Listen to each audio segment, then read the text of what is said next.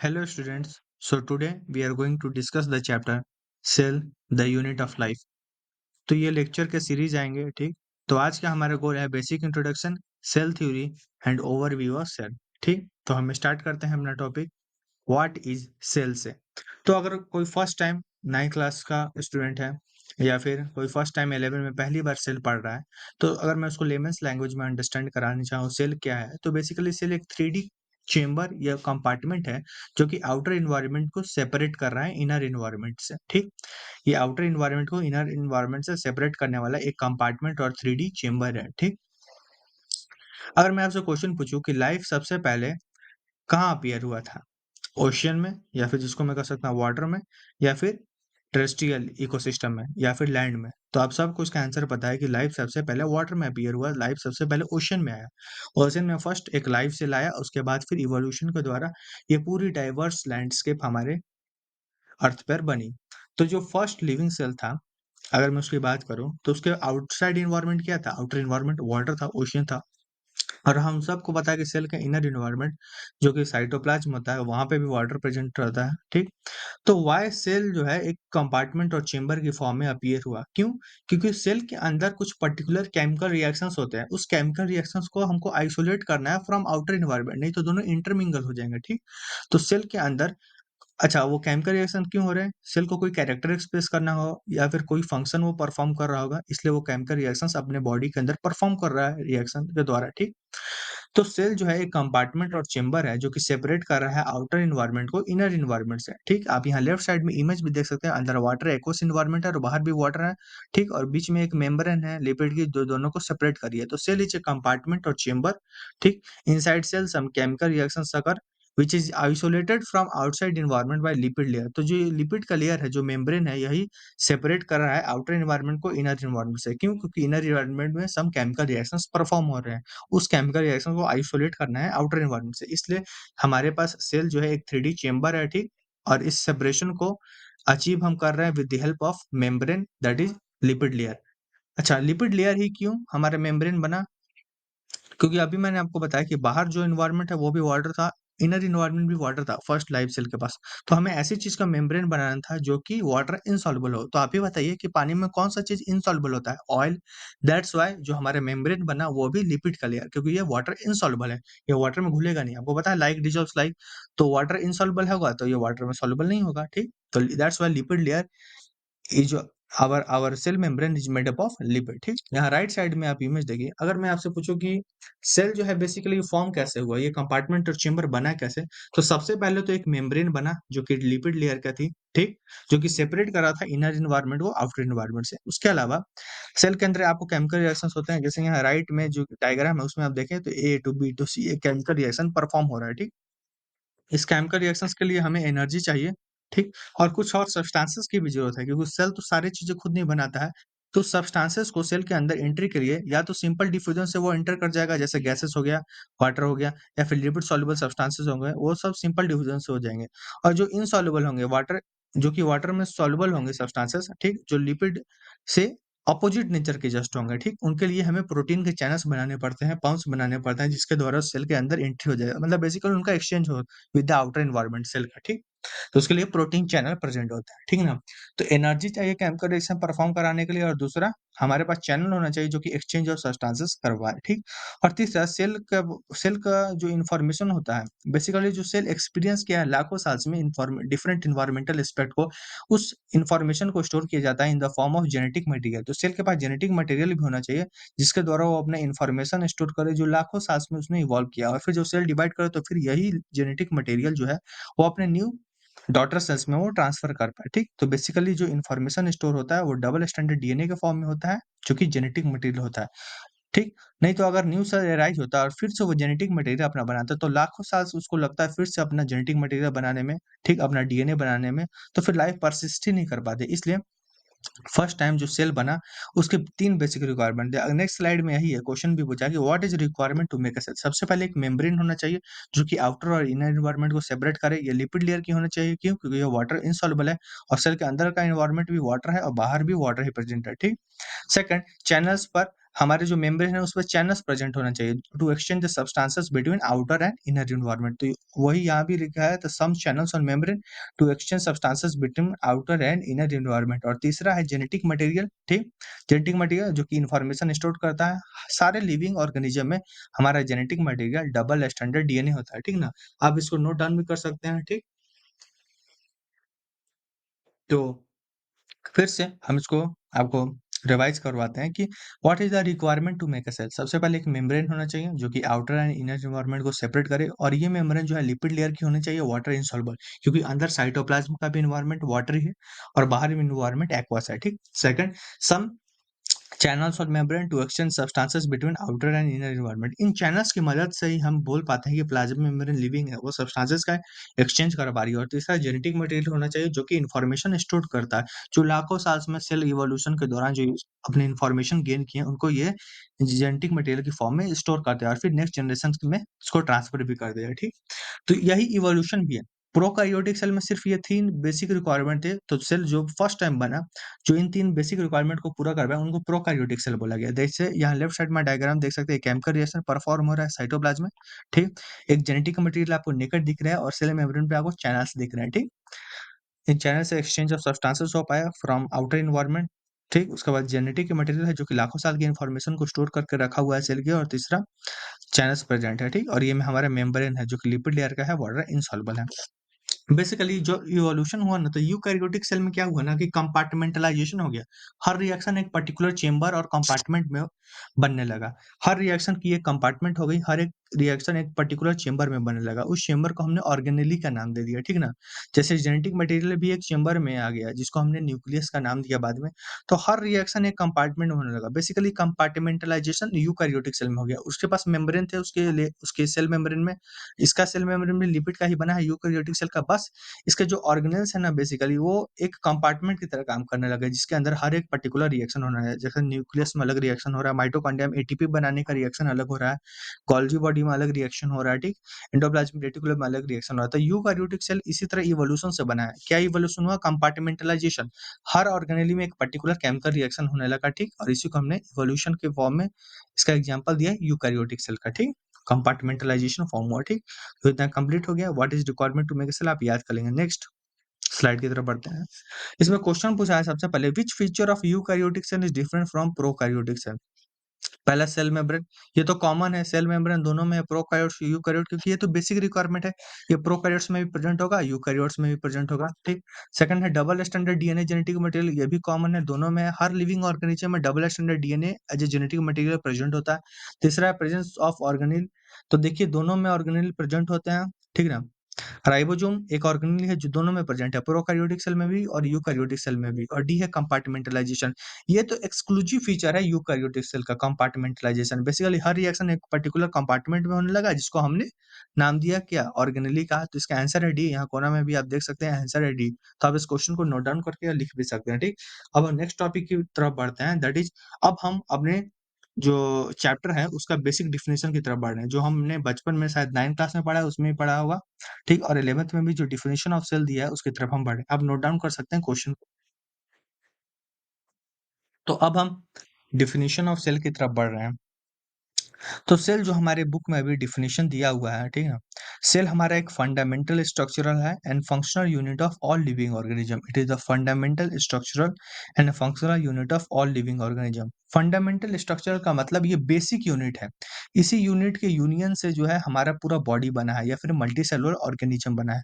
तो ये fundamental structure है, मतलब इससे छोटा कोई अगर स्ट्रक्चर है तो वो इंडिपेंडेंटली एग्जिस्ट नहीं करेगा, वो एक लाइफ ऑर्गेनिज्म नहीं होगा, ठीक ना। जैसे कि अमीबा एक यूनिसेलुलर ऑर्गेनिज्म है, ये सिंगल सेल का बना हुआ है, ये सारे अपने फंक्शंस खुद ही परफॉर्म कर लेता है, जैसे कि gases exchange, waste release, nutrition. तो ये सारे फंक्शन खुद से ही परफॉर्म कर लेता है अपना, ठीक ना। और ये fundamental structure basically unicellular organism is the best example to give proof that cell is the fundamental structural and functional unit of life। Amoeba एक सेल का बना है, मतलब कि बेसिक फंडामेंटली हुआ कि सेल जो है एक इंडिपेंडेंट यूनिट है, ठीक। और ये सारे फंक्शन भी परफॉर्म कर लेता है, मतलब ये फंक्शनल यूनिट भी हो गया, ठीक ना। तो cell can exist as an independent unit like unicellular organism, ये इसका प्रूफ हुआ यूनिसेलुलर ऑर्गेनिज्म, ठीक। So Unicellular organisms are capable of independent existence and performing the essential functions of life, like nutrition, gases exchange. Okay. So unicellular organism जो है ये proof है कि cell जो है एक बेसिक फंडामेंटल स्ट्रक्चर है। इससे छोटा कोई स्ट्रक्चर सब सेलुलर स्ट्रक्चर जो है ये इंडिपेंडेंट एग्जिस्ट नहीं कर सकता है।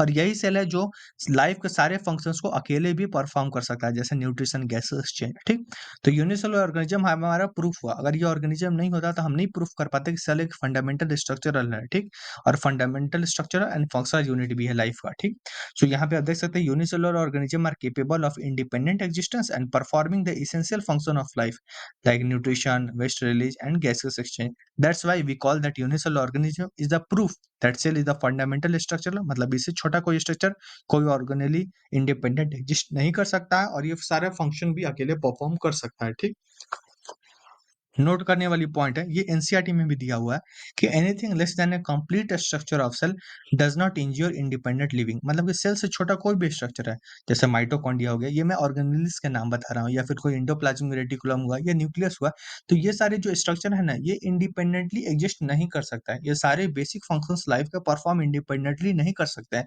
इसलिए हमने कहा कि सेल एक फंडामेंटल स्ट्रक्चर है। इससे छोटा स्ट्रक्चर कोई लाइफ को एग्जिस्ट नहीं करता है। ठीक, और ये सारे फंक्शन भी खुद से परफॉर्म कर लेता है। That's why unicellular organism is a proof. ठीक, तो मेरे ख्याल से डिफिनेशन ऑफ सेल आपको कंप्लीट होगा। अब नेक्स्ट टॉपिक की तरफ बढ़ रहे हैं अपना। ठीक, that is discovery of cell. फिर भी आपने बुक्स में बहुत सारे साइंटिस्ट के नाम याद किए होंगे। ठीक, ठीक, जिसने अलग अलग ऑर्गेनिल्स का डिस्कवरी किया। ठीक ना, तो यहाँ पे हम जो कुछ इंपॉर्टेंट साइंटिस्ट है उन्हीं के बारे में पढ़ेंगे। जैसे सबसे पहले रॉबर्ट हुक, इन्होंने सबसे पहले डिस्कवरी किया सेल का, लेकिन वो सेल था dead cell.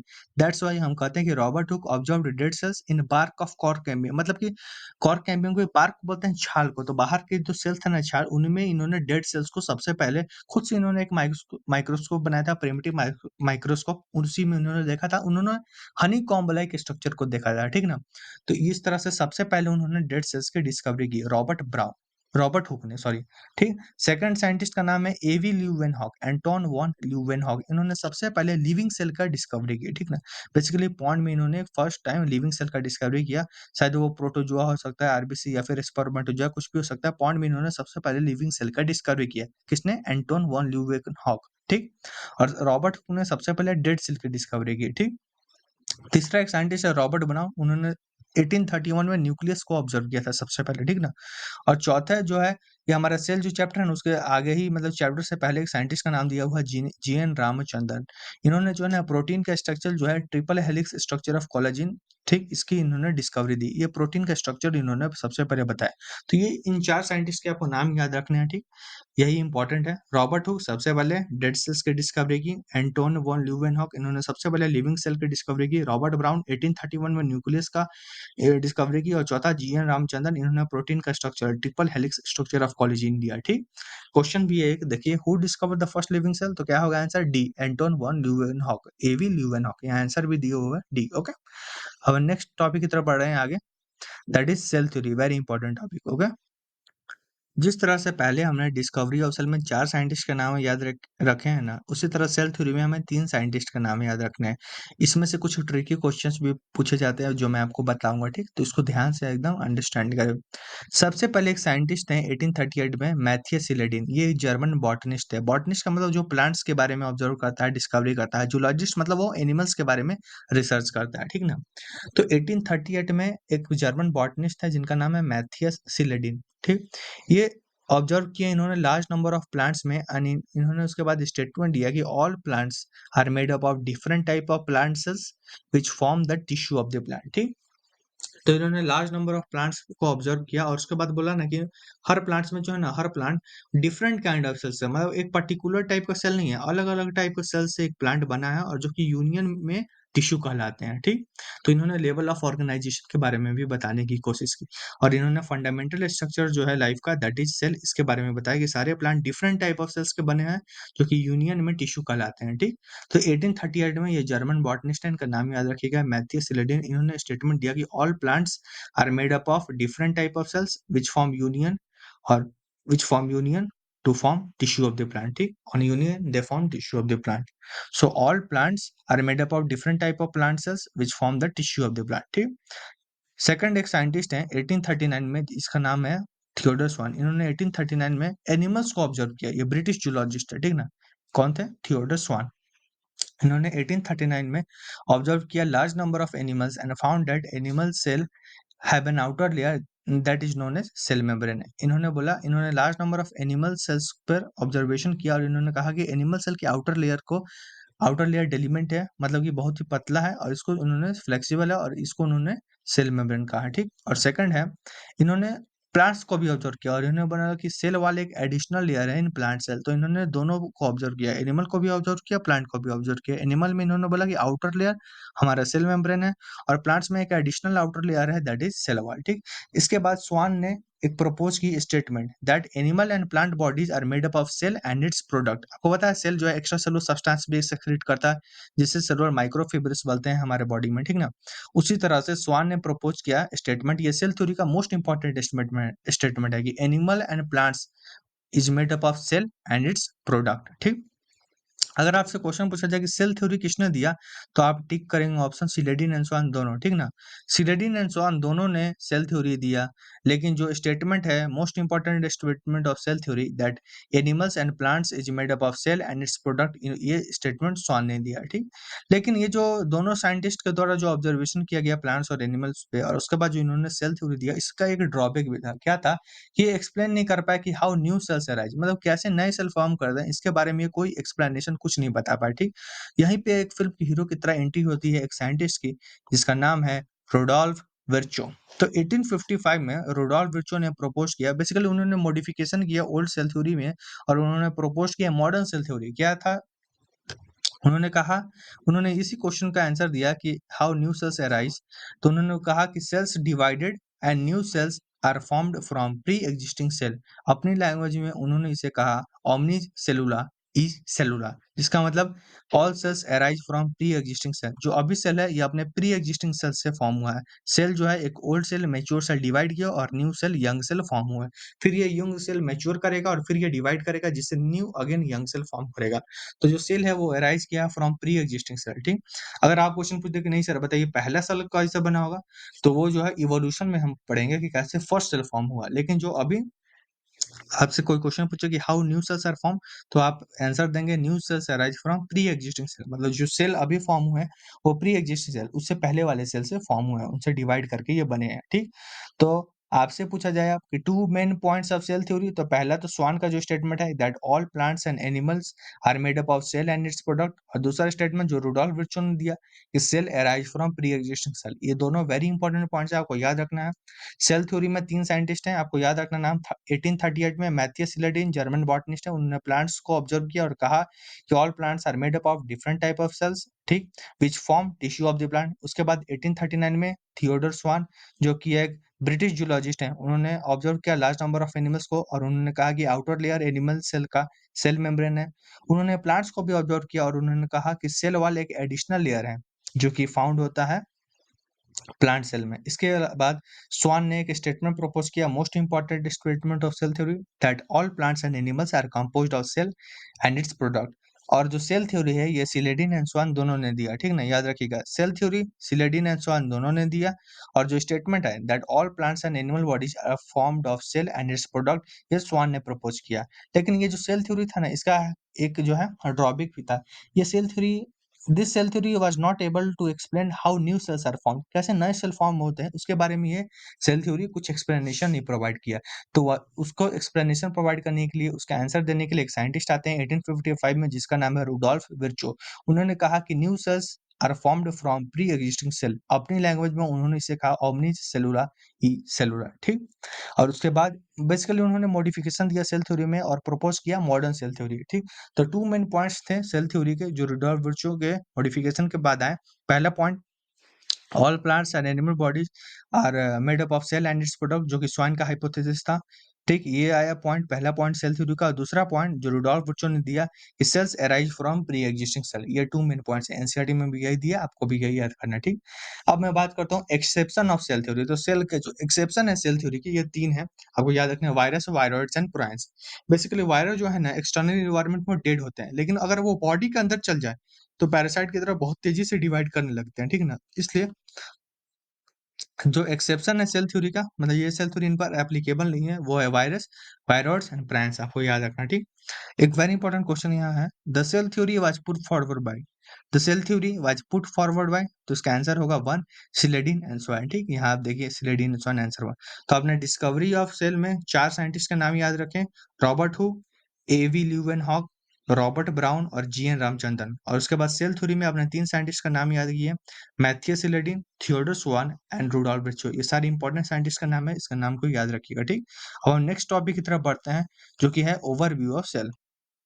Overview of cell आप बड़ी आसानी से समझ जाइएगा अगर आपने बेसिक इंट्रोडक्शन में what are the basic things required to form a cell अगर आपने ध्यान से समझा होगा तो आराम से आप समझ जाएंगे। इसमें इवोल्यूशनरी वे में हम दोनों प्रोकैरियोटिक और यूकैरियोटिक सेल दोनों को डिस्कस करेंगे, ठीक ना।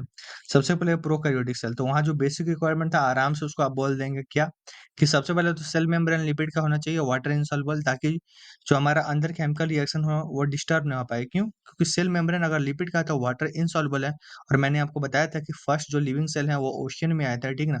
तो बाहर भी वाटर इन्वायरमेंट है, अंदर साइटोप्लाज्म भी एक्वस होता है, तो दोनों इन्वायरमेंट को सेपरेट कर पाए, अंदर के केमिकल रिएक्शन को आइसोलेट कर पाए, इसलिए हमें वाटर इनसॉल्युबल मेम्ब्रेन होना चाहिए, दैट इज लिपिड, ठीक। तो लिपिड हमारा वाटर इनसॉल्युबल था। उसके अलावा सेल मेम्ब्रेन में चैनल्स भी होना चाहिए जो कि एक्सचेंज कर सके सब्सटेंसेस को between outer and inner environment है। और बेसिकली ये जो चैनल्स है ना, इन्हीं के कारण हम बोल भी पाते हैं कि प्लाज्मा मेम्ब्रेन लिविंग है, ठीक ना। तो जो चैनल्स है ये प्रूफ है कि सेल मेम्ब्रेन इज लिविंग, ठीक। तो cell membrane with channels present होना चाहिए, ये प्रोकैरियोटिक सेल का रिक्वायरमेंट है, ठीक। और सेल मेम्ब्रेन लिपिड की होना चाहिए। चैनल्स ज़रूरी है क्योंकि जो वाटर सॉल्युबल सब्सटेंसेस है ना, वो इन चैनल के द्वारा ही जाते हैं। क्योंकि लिपिड तो वाटर इनसॉल्युबल है, तो जो वाटर इनसॉल्युबल सब्सटेंस है वो सिंपली डिफ्यूज़ कर जाएँगे, ठीक? या फिर गैसेस हो गए या फिर वाटर हो गया। लेकिन जो डिफ्यूज़ नहीं कर पाएँ, उन्हें फैसिलिटेट करना होगा, ये आप ट्रांसपोर्ट इन प्लांट्स में पढ़िएगा, ठीक ना? तो उसके लिए प्रोटीन के चैनल्स होते हैं, ठीक? उसके द्वारा वो वाटर सॉल्युबल सब्सटेंसेस पास करते हैं सेल मेम्ब्रेन को, एक्सचेंज हो पाता है बेसिकली सब्सटेंसेस का, ठीक? उसके अलावा मैंने आपको बोला कि इन्फॉर्मेशन स्टोर करने के लिए जेनेटिक मटेरियल का इवोल्यूशन हुआ है, ठीक? तो ये डबल स्टैंडर्ड डीएनए ये सारे लिविंग ऑर्गेनिज्म में प्रेजेंट होता है। डबल स्टैंडर्ड डीएनए सारे लिविंग ऑर्गेनिज्म में प्रेजेंट होता है। ये जेनेटिक मटेरियल इन्फॉर्मेशन स्टोर करता है। उसके अलावा मैट्रिक्स और साइटोप्लाज्म आपको पता है प्रेजेंट ही होगा, ये दोनों में प्रेजेंट होगा, बेसिकली प्रोकैरियोट्स में भी और यूकैरियोट्स में भी। और उसके अलावा अगर ऑर्गेनेल्स की बात करें तो यस, ऑर्गेनेल्स भी प्रोकैरियोटिक सेल में प्रेजेंट होते हैं, जैसे कि राइबोसोम हो गया, ये प्रेजेंट आता है, ठीक ना?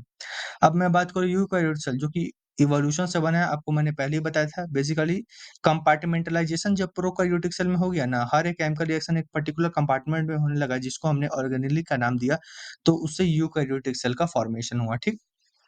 तो वही सारे पॉइंट्स यहाँ बोल देना है यूकैरियोटिक सेल के।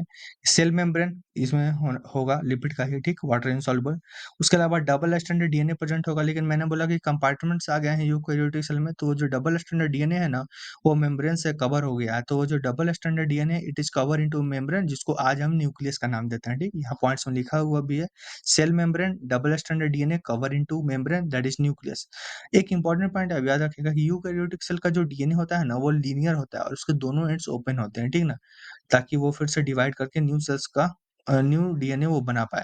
लेकिन अगर मैं बात करूँ प्रोकैरियोटिक सेल की, तो उसका डीएनए सर्कुलर होता है और क्लोज़ होता है, ठीक? तो ये एक्स्ट्रा पॉइंट याद रखिए। उसके अलावा ऑर्गेनिल्स में राइबोसोम यहाँ भी प्रेजेंट है। राइबोसोम जो है विदाउट मेम्ब्रेन होता है, ठीक?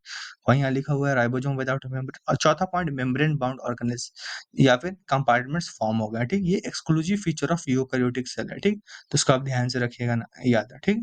बेसिकली डीएनए भी तो एक कंपार्टमेंट हो गया जिसको न्यूक्लियस बोलते हैं, ठीक? तो यही एक्सक्लूसिव फीचर है यूकैरियोटिक सेल का, जो कि इसको सेपरेट करता है फ्रॉम प्रोकैरियोटिक सेल। नोट में अगर आपसे कोई भी क्वेश्चन पूछ जाए, और पूछा भी है इसमें, कि what is the common feature between prokaryotes and eukaryotes, तो आप बोलेंगे सेल मेम्ब्रेन, क्योंकि वो लिपिड का प्रेजेंट होता है। ऑर्गेनेल में राइबोसोम ठीक है, लेकिन राइबोसोम भी प्रोकैरियोट्स और यूकैरियोट्स में एक पर्टिकुलर टाइप का डिफरेंस है। प्रोकैरियोट्स में 70s टाइप का राइबोसोम मिलता है और यूकैरियोट्स में 80s टाइप का, ठीक ना। तो जो कॉमन चीज है प्रोकैरियोट्स और यूकैरियोट्स में, सबसे पहले ध्यान दीजिएगा आप सेल मेम्ब्रेन, उसके बाद डबल स्ट्रैंडेड डीएनए, उसके बाद साइटोप्लाज्म और मैट्रिक्स। ये आपको मैं इम्पोर्टेंस के बेसिस पर मैंने तीनों को अलाइन किया, ठीक। अगर ऑर्गेनेल पूछ ही दे तो राइबोसोम हुआ, ठीक। लेकिन अगर नहीं पूछे और कॉमन फीचर पूछे तो आपको सेल मेम्ब्रेन टिक करना है, ठीक। तो ये ओवरव्यू सेल कंप्लीट हो गया। अब हम आगे बढ़ते हैं। हाँ, अब हम पढ़ेंगे कि कौन-कौन से ऑर्गेनेल्स में मेम्ब्रेन प्रेजेंट होता है और किसमें एब्सेंट होता है। तो अगर मैं विदाउट मेम्ब्रेन की बात करूँ तो 3 ऑर्गेनेल ही हैं, ठीक, पहला है राइबोसोम, दूसरा है न्यूक्लियोलस और तीसरा है सेंट्रियोल, ठीक। राइबोसोम की बात करते हैं, ये विदाउट मेम्ब्रेन तो होता है, ये बोथ प्रोकैरियोट्स और यूकैरियोट्स दोनों में होता है। और जो हमारा राइबोसोम है ना, ये प्लांट में प्रेजेंट होता है, एनिमल सेल में भी प्रेजेंट होता है और फंजाई सेल में भी प्रेजेंट होता है, ठीक। सेकंड ऑर्गेनेली जो है हमारा वो है न्यूक्लियोलस। बेसिकली न्यूक्लियस के अंदर जो एक डेंस रीजन होता है ना, वो न्यूक्लियोलस होता है, ये विदाउट मेम्ब्रेन प्रेजेंट होता है, ठीक। तो ये न्यूक्लियोलस भी हमारा प्लांट सेल में प्रेजेंट मिलेगा, एनिमल सेल में प्रेजेंट मिलेगा और फंजाई सेल में प्रेजेंट मिलेगा, ठीक। और जो थर्ड पॉइंट यहाँ पे दिया हुआ है ना, वो है सेंट्रियोल। सेंट्रियोल आपको पता है सेल डिवीजन में मदद करता है एनिमल सेल में, तो ये एक्सक्लूसिवली एनिमल सेल में प्रेजेंट होता है सेंट्रियोल, और ये विदाउट मेम्ब्रेन होता है, ठीक। अगर मैं बात करूँ सिंगल मेम्ब्रेन को ऑर्गेनेल्स की, तो आपको उसको बस नाम याद रखना है, वैक्यूल हो गया, गोल्गी बॉडी हो गया, लाइसोसोम हो गया, माइक्रोबॉडीज हो गया, फ्लैजेला सीलिया। माइक्रोबॉडीज में पेरोक्सिसोम, स्फीरोसोम्स, ये हम आगे डिस्कस करेंगे, तो आपको सब टोटली मतलब पूरा बढ़िया से, इसके बाहर कुछ नहीं, समझ लीजिए आप। अच्छा से हर तरह से पूरे टॉपिक को आपको समझ आएँगे। तो आपको ये एग्ज़ाम्पल्स याद रखने हैं, आप इसको पॉइंट डाउन भी कर सकते हैं कि विदाउट मेम्ब्रेन कौन-कौन है। जैसे राइबोसोम हो गया, न्यूक्लियोलस हो गया, सेंट्रियोल हो गया, कौन-सा एक्सक्लूसिव है, जैसे सेंट्रियोल एनिमल सेल में एक्सक्लूसिव है, ठीक। उसी तरह सिंगल मेम्ब्रेन का वैक्यूल है, गोल्गी बॉडी है, लाइसोजाइम्स है, माइक्रोबॉडीज़ है, फ्लैजेला है, सिलिया है, ठीक। उसके अलावा अगर मैं डबल मेम्ब्रेन की बात करूँ तो 3 है, mitochondria, plastids and nucleus. Plastids भी प्लांट सेल में आपको मैक्सिमम मिलेंगे, ठीक। क्लोरोप्लास्ट जिसका एग्जांपल है। तो ये डबल मेम्ब्रेन बॉन्ड ऑर्गेनेल्स है, ठीक ना। अब हम पढ़ेंगे overview of eukaryotic cell basically, ठीक।